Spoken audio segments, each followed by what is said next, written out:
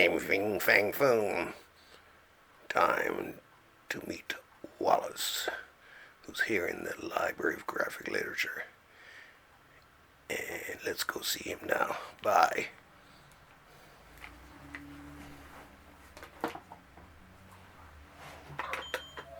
Oh my god, oh my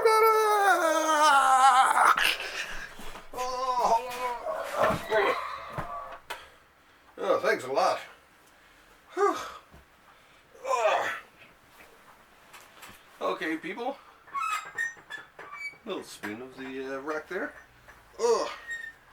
Once again, from a secret, undisclosed location, hidden somewhere deep in the bowels of downtown St. John's, Newfoundland, comes in the Library of Graphic Literature. Yay! With me, your host, Wallace Ryan. That's a cup of tea. And a spinner rack. Anyway, let's do it to it. Nice day out here on the far eastern edges of the North American continent. We've fully recovered more or less from the Great Blizzard, and apparently we may even get some snow this weekend too, which was great after 2.5 feet in one day. So, but we're caught right up with the comics now, which is great, and I got a few books here to show you. And we're hoping, me and Dennis are hoping actually to be able to get together, because it's been hard with the state of emergency they declared and all that, for us to get together to do our Thursday comics, but it's coming. And it's going to be a good one. Not only is it going to be a good one, it is going to be a great one. So, let's get right down to it. First of all, I'll just whip off with these two graphic novels here. First of all, start off with this. It's an illustrated memoir, Robin Ha, Almost American Girl. Now this one looked kind of cool. Sometimes I'll just pick them up because they just look cool. And, but yeah, nicely drawn. Interesting storyline from what I've parsed from just looking over it and all that. And I figured, yeah, throw this in. I'm trying to try to get more and more graphic novel suggestions and stuff like that for people. Oh, and then there's this one, Mad with Joy. Now I have read a little bit of this, and this is pretty good. It's kind of sad. Mad with Joy, and it's about a comedian and his sister who's very sick, and yeah, it's pretty cool. I mean, to me, having dealt with grief and issues of people dying on you with cancer, you know. I like reading these type of things, very, very personal. Anyway, and good reviews on this book too. People apparently have liked it. So, Mad with Joy, I do believe it's from Belgium. Yep, shortlisted as one of the 25 best Belgian comics of all time. Well, now, can't ask for better than that, can you? Okay, let's dive right into some of the mainstream comics here for this week. First of all, top of the stack. I'm trying to do actually all my favorite stuff at the top of the class, at the top of the stack, at the top of the show. Blah, blah, blah, blah. And to start it all off, this week we have yet another volume. Another volume of Jim Aparo's great run on Aquaman. There was already the Search for Mira, which was a great series. I have that one too. And this one too, I actually collected these comics at the time. I was a huge Jim Aparo fan, so when I seen he was on Aquaman, it was just like, oh, got to read this. And I've been reading, at that point, his Spectre, and let alone all the stuff he did on Batman and all that. I'm a huge Aparo fan. Jim is definitely one of the most underrated artists, I think, of the 1970s. And one of the most underrated Batman artists, I think, is one of the great Batman artists. My favorite work of his, though, is the 70s work. I mean, into the 80s, not too bad, but it still was not as good as his 70s work. His 70s work was bloody brilliant. And one of these days, actually for the feature where I talk about an artist and all that, we'll feature him someday. But this one, so well worth buying. Love his artwork. So I had all these comics when I was a kid. Like I say, absolutely loved Aparo's work. And this one, apparently they said something about okay, that's not Aparo here, obviously. This is one I trees in Vince Coletta, that one. But there was a Mike Grell one, I do believe. Because I thought there would been oh, okay. I thought there was a Mike Grell story in among this. Jeez. Let me double check that here, folks. Mike Grell. I think, oh yeah, it's right at the start then. Yeah, this is the, I've been reading these because I was a huge fan of Mike Grell. They're right at the start. The two Mike Grell stories there. I'm a huge Mike Grell fan. But yeah. Then came Aquaman. That was from that issue on. Great comics. Great comics. Love it. Madly in love with it.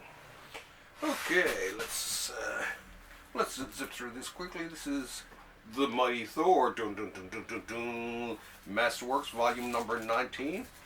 And now this one, it's sort of like, not one of the great periods of Thor. For me, the best Thors I liked were basically the Kirby Lee, the couple of Neil Adams issues, then the Simonson's run, and Jason Aaron's run on Thor. My mind, the best, right?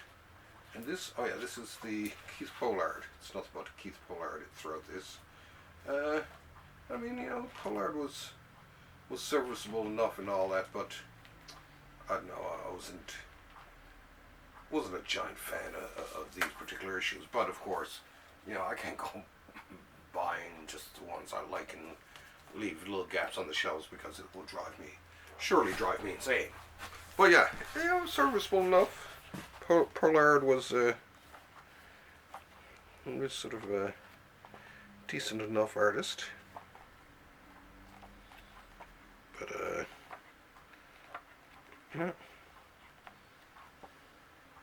this is so yeah. Oh. So yeah, it's not a half bad offering. The more one that kind of had to be.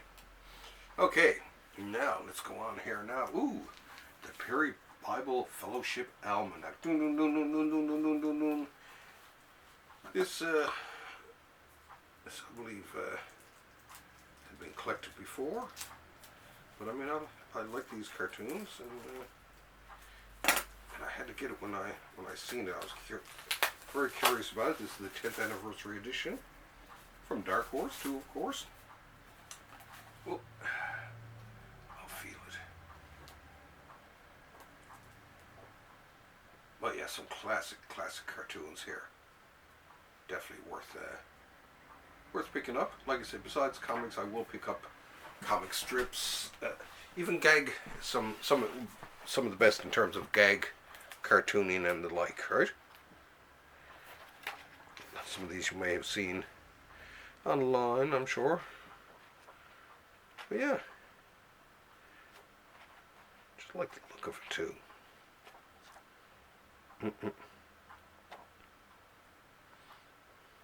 So yeah, this is definitely one should be on your shelf.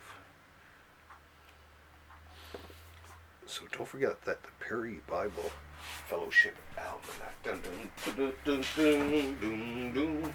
She's really whipping through them here today. I could have talked on and on, I guess, a bit more about Aquaman, but I like that story. What else is there to say sometimes? Now, for this week's Spotlight, actually, yeah, I guess that's it. Artist Spotlight. The Spotlight Artistique. Yes, the Spotlight Artistique this week. The artist I've chosen to share with you, because I kind of like thinking of some of the more obscure artists out there and all that, and because people liked last week when I shared my love of Joe Sacco, and I thought that, there are a lot of good artists out there here on a local level at my local comic book store here in St. John's, Downtown Comics. When we do our pick of the week thing video for them, we do a flashback feature where we pick some slightly older, it could be anywhere from 5, 10, 20, 30 years old, so an older piece of work, either an artist or a series and all that, and we feature it and basically say, there's other great comics out there too besides new ones, so check out some of the old ones. Same too with the artists.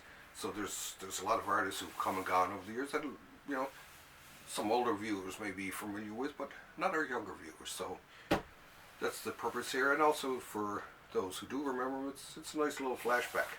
So this week's entry starts with this one anyway, from The Deadly Hands of Kung Fu Volume 2,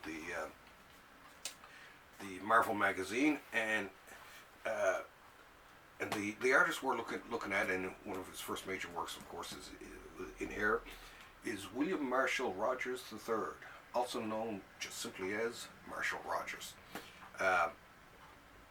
Growing up, he was one of my favorite artists, starting with this and going through a couple of the other things I'm going to show you. He unfortunately he died very young. He died in 2007 at the age of 57. Poor fella, and unfortunately the world was deprived of any future masterpieces from good old Marshall. I loved his stuff right from the start. There's Rogers. As much of his illustration part was his design work, his storytelling work was absolutely phenomenal. It's like he took everything from Steranko and Eisner and Adams and everyone and mixed it into a strange artistic style, but beautiful nonetheless, and just turned out some absolutely amazing comics. We're going to start here first of all with his Daughters of the Dragon, which is Colleen Wing and Misty Knight.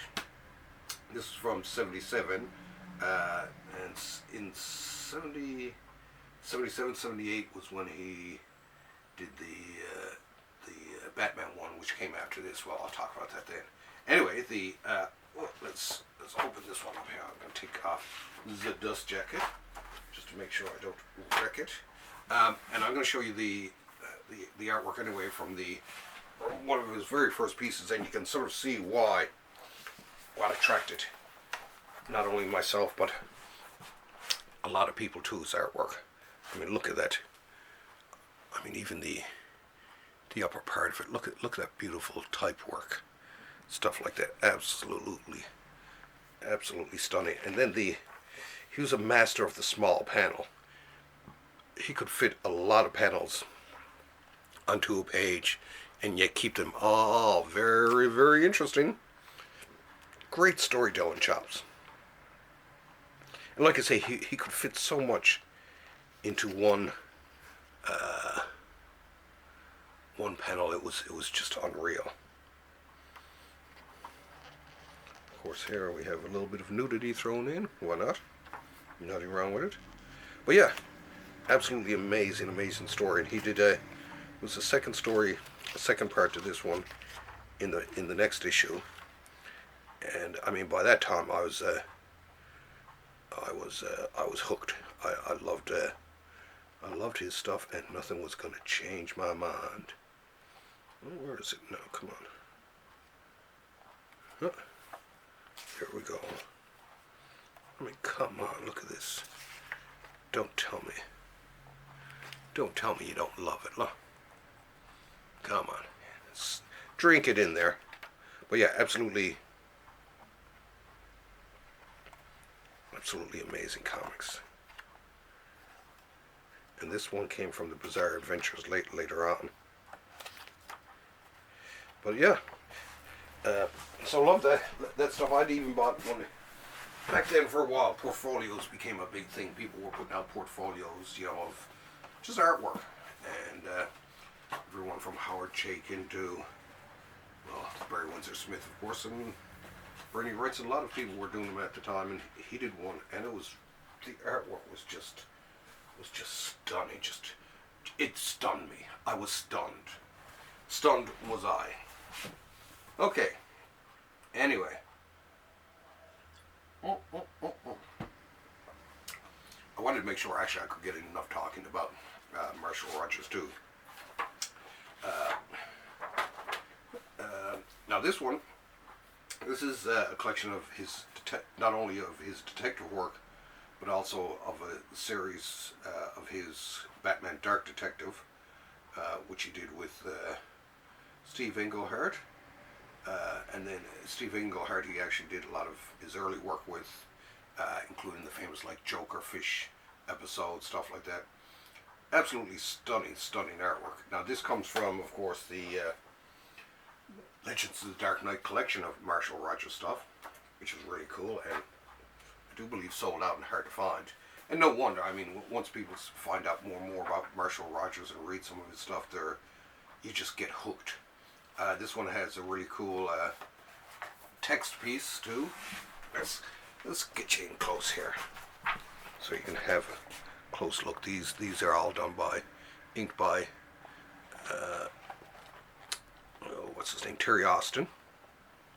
At least some of them, anyway. And beautiful. Oh, look at that. Look at that page. Look at that page. Look at it. Look at it. Absolutely love his stuff. It's just something really cool about his storytelling. And like I say, he could pack so much of a story. I always loved this last page. Dun, dun, dun. And then his Clayface, where they reinvented Clayface. This text piece, which was always kind of cool.